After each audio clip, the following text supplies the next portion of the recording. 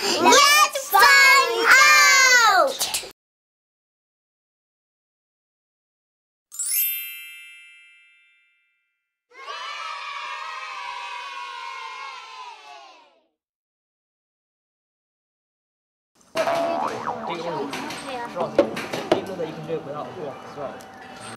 Now, can anyone think of any good examples of being a good citizen in this country? It's not unusual for Muslims, and it's time from the time onwards. See they not how Allah originates creation, then repeats it? That surely is easy for Allah. Say, travel in the earth and see how He originated the creation.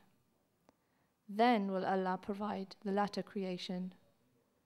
Surely Allah has power over all things.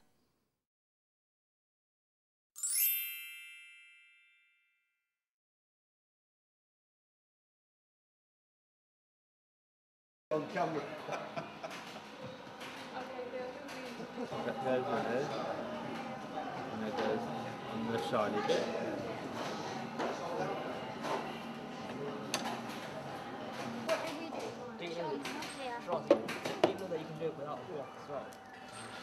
Yeah, difficulty.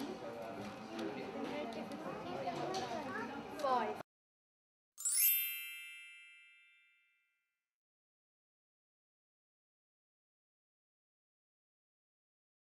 Young British Muslims took to the streets and stations in force to collect money for the Poppy Appeal.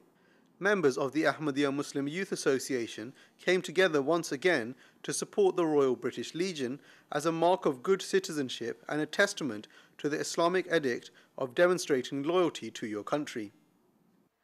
A Muslim who removed a thorny bush from the side of the road pleased Allah so much he was granted paradise. Being a good citizen means obeying the law and being a helpful member of your community. Now, we're all citizens in the country, or in this country, we're citizens. And it's important to be a good citizen and obey the law. Now, can anyone think of any good examples of being a good citizen in this country? Obeying the law in your country and in your home. Very good, then. Anyone else? We need to give them a microphone. Helping the community we live in. Helping the community we live in. Yeah. Very good. Anyone else? Almost got his hand up at the back. Helping good causes and charities. Very good, very good. Anyone else? Yusra? Recycling. If we recycle old paper, it will mean fewer trees need to be chopped down, and looking after our environment is being a good citizen. The Holy Prophet ﷺ used to say that Muslims should hear and obey authority. You know how the Khuddam went to sell poppies? Yeah. Well, we learnt about poppies when we visited the poppy factory. Well, let's look at the poppy factory visit now, because I didn't see it.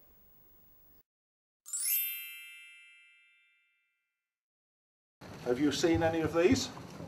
Yes. Yeah, you'll see these around war memorials and that sort of thing. We're making 1.7 million of these this year, the Christian cross. But also, at the same time, we make crosses for all the other faiths. So we make one here which was originated for the Gurkhas, who are a very important part of the British Army. And that's a remembrance stick which is also used for people who actually don't have a faith. We make the Star of David, then for the Jewish faith. We make the Sikh Kanda now for Sikhs, and we've only just introduced that this year. And we make the Muslim crescent. So we look after everybody's interests from an ethnic point of view. Or I like to think we do now, since we introduced the Sikh Kanda. That was one that we had actually missed out. So you'll see people, at the moment we've just finished making Sikh Kandas at the moment, but we do have people in the production area making the Remembrance Cross. And we also make an awful lot of poppy wreaths. And I hope most of you have seen these around the country after Remembrance time. And we make roughly about 130,000 of these each year. So we make lots and lots of products, and most of the products that we make are all used in November each year, when we actually have the 2-minute silence and we sort of have a moment of reflection for everybody who has actually lost their lives in wars over the years. Right, let's go and have a look at the production area. See what I'm doing. And then onto the green stem, we have the green leaf, which goes on like that. The petal, oops, falling apart. I bet you'll be better at this than I am. Petal then goes on like that, and then the little black button somebody mentioned clips on like that, and we've made a poppy. That looks simple. Well then, girls team first, and I'll go.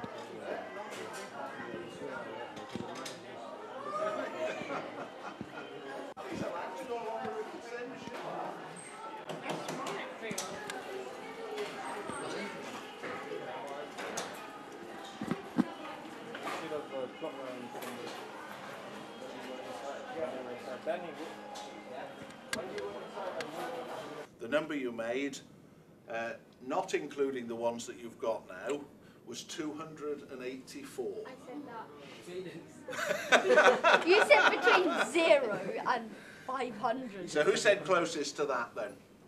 I said 200. I think 200 was probably pretty close to being the nearest one, wasn't it? But anyway, 284 poppies you've made for us. Well, that was an interesting trip to the poppy factory. What do you want to say, Omar? The boys made the most poppies over there. Oh, is that right? Okay. Danila? But the girls' team were more careful. Oh, very good. So the girls were careful, but the boys made lots. Well, that's good. So, how many poppies did you guys make? Zora? We made 284 poppies in about 15 minutes. I never knew much about Poppy Day until we went. That's very good. 284 poppies. What? Who's good at maths? Me. We worked out that we made approximately £300 from our 284 poppies. Well, that's excellent. Now, do you know that Poppy Day, in England we celebrate that, well, around the world they celebrate that to represent all the people that passed away and were shot and were killed, unfortunately, in the First World War and the Second World War. And it's on the 11th of November. So we all have, remember we have the 2-minute silence, yeah? Is that right? Do you want to say? What do you say? Did you get the mic? No pressure. Do you want to say? What did you want to say? You what? Never mind. Think about it. Now you remember. Go on. Well, the reason why we make poppies now is because after the First World War, after the wreckages, there was flowers growing and they were yes, called poppies. exactly. In Belgium, there's many fields full of poppies, and it's an amazing sight to see, I understand. What did you want to say? Well, this year, because it's 2011, it'll be at 11/11 on the 11th of the 11th of 2011. How spooky! That's interesting. My grandfather was in war, and my grandmother used to sell poppies. So I have they were part of the British Legion, which is sort of a place of UK servicemen. So that's really good. So will you remember? We'll all be doing the 2-minute silence, even at your schools, to remember the poppies, right? And it's good to remember the citizens, isn't it? Because these were citizens that gave up their lives, some of these people, to go and fight for freedom. What do you want to say? Let's put it in the microphone. When I was in reception and I was at school, I remember the teacher said, okay, we're going to have 2 minutes silent, and we did. Yeah, we often have 2 minutes silence or 1 minute silence, you know, remembering people that have passed away. So where was this poppy factory? Very interesting that you made it, but okay. We saw you making poppies, and you showed me a poppy that you made. Let's have another look. So that's excellent. So you make this, and so this so often the Qadam sell them, but you'll see old servicemen or their wives of ex-servicemen will be selling them on the streets. Okay. Now, what about the Winchester, the hall at Winchester? Sounded very interesting there. What did you learn most from your time at Winchester? What was the most, you know, what do you want to say? Well, that King Arthur had a round table, and it was round because he thought everyone was equal, Yeah, his and I think knights were equal. That's an important thing, isn't it? Because we're all equal. I think you're right. Having a circular table is important because it makes everyone equal. And we too, you know, like often the Arabs, when they would eat, they would sit in a circle and they would pass the food round. So I think that's important, isn't it?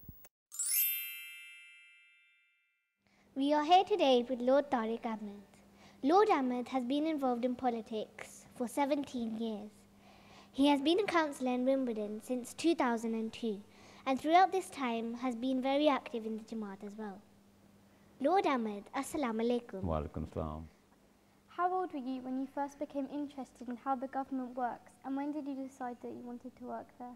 I was 12 and I went to Parliament, like I know you've been a few times, and I walked around and I was really fascinated by everything. And I looked around and I thought, after walking around here, inshallah, one day I want to be here.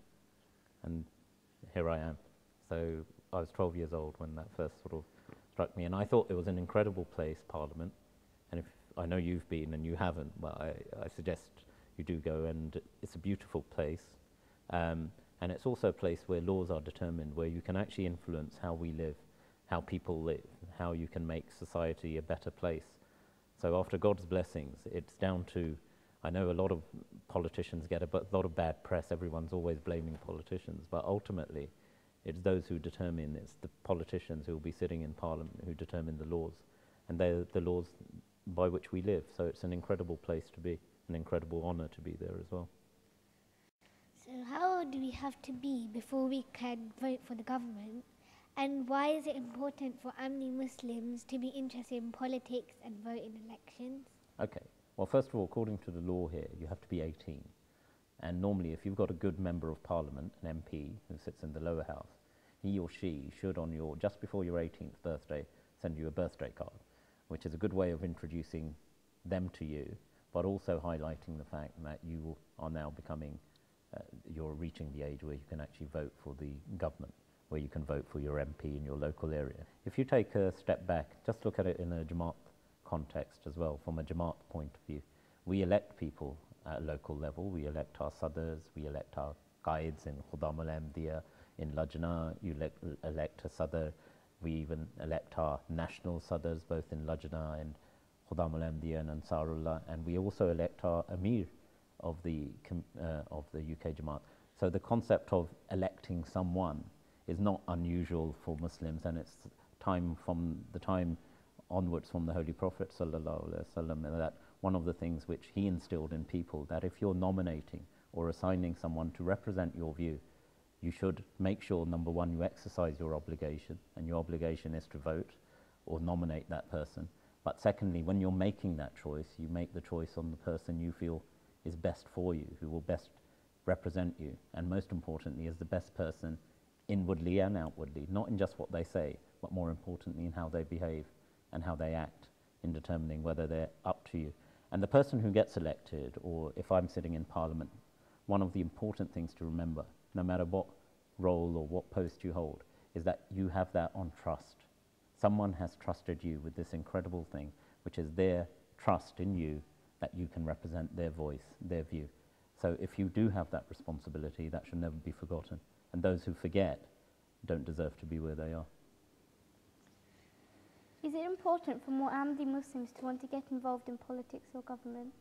Well, I think a person has to ask, first of all, as Ahmadi Muslims, and this is incumbent, you go back to the time of the Holy Prophet sallallahu alaihi wasallam, and one of the things he said, one should not sit idle, one should not do anything, one should always be engaging. He also said that from cradle to your last day and your last breath to your grave, you should always be thirsting after knowledge and seeking knowledge. And politics and being involved in politics is like an occupation, it's like a profession. And before anyone embarks on that, you've got to have the aptitude. So, for example, if you take medicine, doctors, I used to get a bit queasy about blood when I was very young, you know. I just couldn't, and even now when I go to hospital, I feel a bit. So I knew very early on that within me, medicine wasn't going to be something that was of interest to me. It's very important for people to get involved as Ahmadi Muslims, as Muslims generally, in all walks of life. And people should get involved in things which they're interested in. But politics also provides an opportunity for you to do and influence, as I said, not just the laws, but influence good. You can change things. You can make things amazing. I remember when I was elected a councillor, the first thing I did, there was an old lady 2 doors down from my parents' place, and she'd for years wanted a tree outside her house, and she never got it. So the first thing I did when I got elected as a councillor, I picked up the phone, I met with the department, and I got her her tree. And that was very important to her. And she, even now, she goes around talking about, yes, Tariq, he was the one who got me my tree. After all these years, he got me my tree. And that's very important in politics. You know, you can actually change, to me or you, different things are important. And sometimes the smallest thing can make the biggest difference in people's lives. And that's how politics, if you do it with the right intent, with the right focus, that's how you can change things. You can change people's lives, you can change things in the country, and who knows, you can change things internationally as well. So all these problems we see in the world, famine and hunger, wars and conflict, you might not be able to change it in one day, but at least you can be a voice of reason and a voice of justice. And that's what Islam teaches us, that always enjoin justice in everything you do. So do you think that Ahmadi Muslim children should consider duties such as joining the police force or army? Absolutely. You know, the respect and pride and loyalty to country is incumbent on every Muslim. That's part of our faith. So if a country, as Britain does, and it's an incredible country, it provides us with a home, it provides us with education, it looks after us, it allows us to work. But also, most importantly, a country like Britain allows you not only to practice your religion, which is Islam, but also other religions as well. It allows you to profess your faith, so you can go around quite freely and say, I am a Muslim. But you can also propagate your faith. You can actually tell others, this is my faith, this is what I stand for, and you know what, you can come and join Islam, and these are the reasons for doing that. That's an incredible environment to be in, and too often people take it for granted. There are people who sometimes come to Britain, ironically, strangely enough, they come here and they look at what's going around in society, and then they talk against Britain for being too open and too freedom. Yet it's the freedom of our laws and it's the society we're in which actually allows them to do that. So I think Britain's an incredible place. Then joining places for people serving in the army, serving in the police, is a great responsibility, because there you're helping safeguarding a nation which provides us protection, provides us homes, and affords us freedom of religion and speech. And I think those are very important values to protect. And serving them, whether in the police or the army, is an incredible obligation and incredible responsibility. So certainly, if you feel that's something that appeals to you, absolutely, man or woman, boy or girl, you should always be encouraged to pursue your dream and pursue your profession. Jazakallah for your time, Lord Ahmed. We've really enjoyed talking to you. It's been a pleasure meeting you both. And now, back to the studio. And on that note, I think we should probably go for a story. Are we ready for a bit of a story?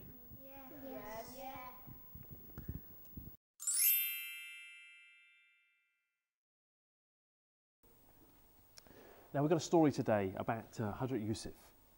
Now, you know that a long time ago, there was a prophet called Joseph. When he was a boy, he was thrown into a well by his brothers, who were very jealous of him. That's horrible that they should be so jealous, but they threw him into a well. Now, after being rescued, eventually he was made a slave. But he got on very well with his slave master, and he was respected in that family. But eventually, there was a problem with that family, and he ended up being in prison. But it was for a crime he didn't commit. And eventually he was released. He rose to a very prominent position with the king of Egypt as the treasurer. And the king of Egypt trusted him very much, and he had a position of great respect. Now, do you guys know what a treasurer is? Yeah. He looks after the king's or queen's money. Yeah, so the treasurer is an important job. They've got to make sure that all the accounts, they have big ledgers like this, big books with all columns in, counting up all the money they receive in and all the money they give out. And they've got to balance the books. And they've got to be very trustworthy people. You trust this person, you know, the country's money, the king would only trust his money to a very, very trustworthy person. So a treasurer is good with maths and he's very trustworthy. Now, in those times, there was famine, lack of food, you know, real problems. And during one great famine, people from across the land came to the king asking for help and asking for food. Now Joseph had this very important position. He was in charge of distributing this food. Now one of the families who came to him were his brothers. And although he recognised them, they didn't recognise him. Last time they'd seen him, he was down a well. You know, they'd thrown him as a small child. Now he was a boy. He recognised them. He'd remembered them, but they had not remembered him. Now one of them was his favourite brother, Benjamin. And Joseph very much wished that he could keep Benjamin with him. But unfortunately, the laws of the land did not allow this, so he had to say goodbye. At this time, he put a drinking cup in Benjamin's bag so he could use it on the journey home. But before they left, it was discovered that the king's gold measuring cup was missing, and a search was started throughout. The brothers stated that if the cup was found in one of their bags, that brother would stay behind while they went home. Now the cup was found in Benjamin's bag along with the drinking cup, and Joseph realised he must have put both of them in the bag when saying goodbye to Benjamin. So Allah had made it so that Benjamin had to stay behind with Joseph, and the brothers were reunited. Now there's one thing about Joseph, and in this story, which is true of all prophets of Allah. Joseph followed the law of the land. So he had to say goodbye to his brother even though he didn't want to, but he followed the law of the land. And that's very important for us as Muslims to follow that. So even if he had to go to prison or say goodbye to his brother, he would accept that. So that's important. Now all prophets have done this, and they've encouraged their followers to do this as well. And Allah rewarded Joseph in both cases, when he released him from prison, and he also gave him a position of power and respect, and by making it so that he could keep his favourite brother with him. What a great example of being a good citizen.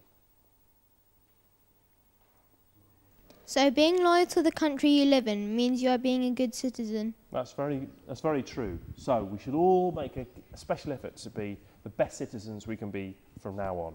Okay? I can't wait to see what you guys are going to find out about next time.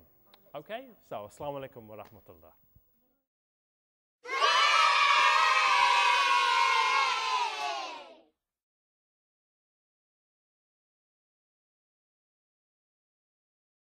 So children, what did we learn about being a citizen? Being a good citizen means obeying the law and being a helpful member of your community. In the UK, the Poppy Appeal is a way of helping to raise money for those who have served in our armed forces and sacrificed their lives for our country. For hundreds of years, it's been the government's job to make laws which make the country a fair and peaceful place for all of its citizens. We learned from the story of Hazrat Joseph ﷺ that no matter what, we must obey the law of the country in which we live. Allah will judge us for being honest and law-bearing people.